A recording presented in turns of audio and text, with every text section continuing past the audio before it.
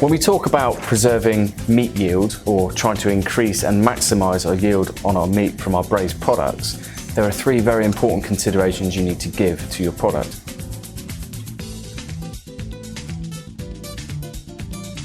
Firstly, your choice of product. Your choice of product plays a massive part in your yield. If you're using very fatty product, you can get away with using a higher temperature. If you've got a much leaner product, you need to regulate the cooking temperature much better.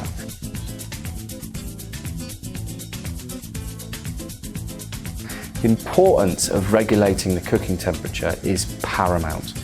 If you overcrowd a pan, or if you don't have sufficient power or capabilities to deliver the heat energy into the pan, into the food product, the product will start to boil, so you don't get that effective sear. It's that sear which maintains the structural integrity of the meat and locks in the moisture.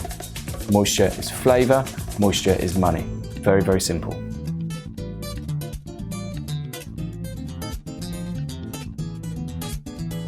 The ideal way to sear meat, particularly for braised dishes such as pie mixes, stews and casseroles, is with a really high heat. Not so high that your oil is starting to burn, but you need that high heat so you've got a good viscosity of oil. It's important to ensure you've got the power behind your cooking appliance to deliver that sear throughout the entire searing process from start to finish. When you're doing small diced products such as chuck steak or shin of beef, you need to treat it like lots of little steaks.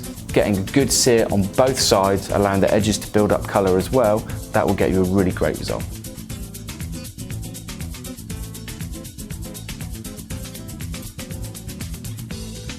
Once you've got a really good sear, you'll notice that the base of the pan is starting to go golden brown, okay? That really is where all that depth and flavour is. The next stage is to deglaze. When you're deglazing, it's important to be able to transfer the heat back into the pan, because when you add liquid, even if it's hot liquid, there's still going to be a temperature reduction from adding the liquid.